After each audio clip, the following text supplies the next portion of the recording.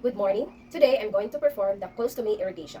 This is a procedure in which lukewarm water is introduced into the colon through the stoma. The purpose of this help to regulate elimination. This is to prevent constipation and to reduce gas and odor. And after that, uh, before before doing the procedure, you should verify the order of the doctor if the patient is for colostomy irrigation. Then, after that, you gather all the equipments needed.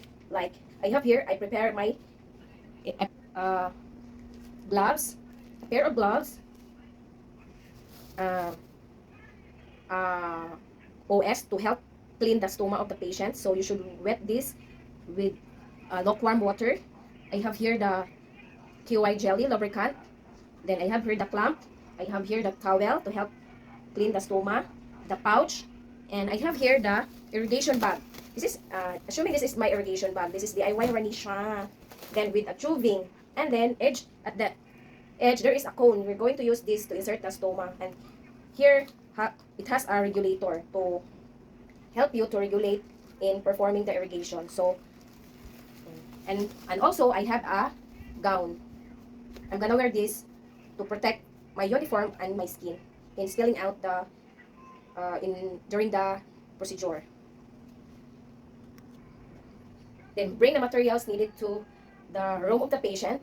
Then you should, when entering the patient room, you should greet the patient. Then you should explain the procedure to the patient. So, hello sir, good morning. How are you today? So today I'm going to perform a colostomy irrigation. So I'm going to clean your colon, your stoma.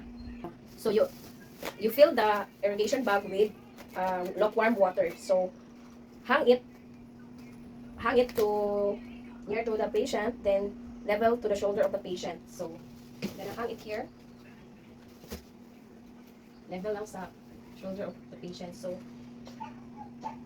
and then okay, to start with, so I finished doing the hand washing. I performed already. I performed already the hand washing. So I'm gonna wear now my gloves. So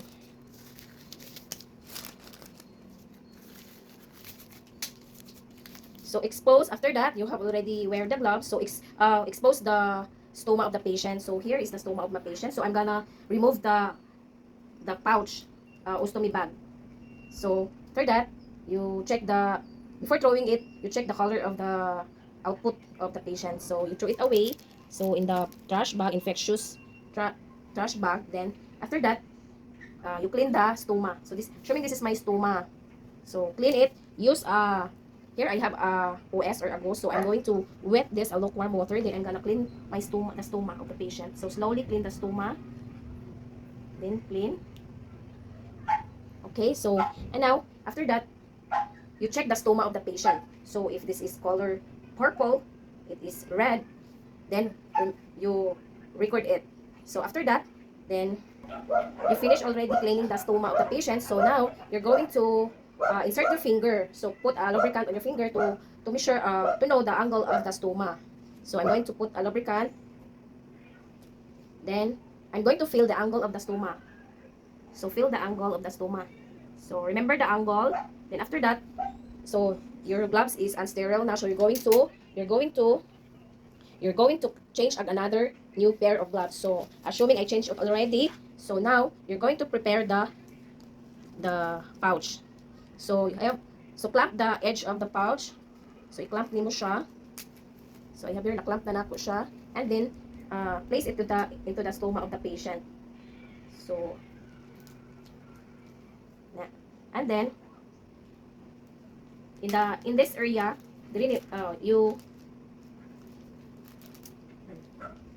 so this is ready for the cone to be inserted in the stoma. So and now get the tubing.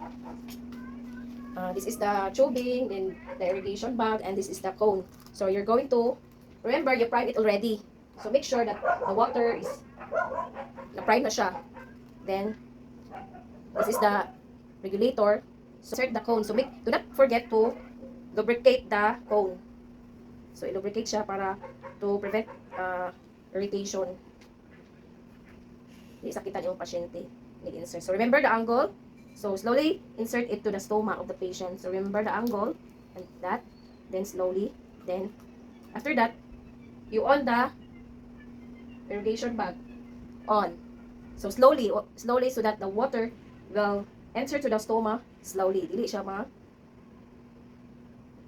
slowly lang. Then you can adjust, then for about 5 to 15 minutes, you finish the warm water.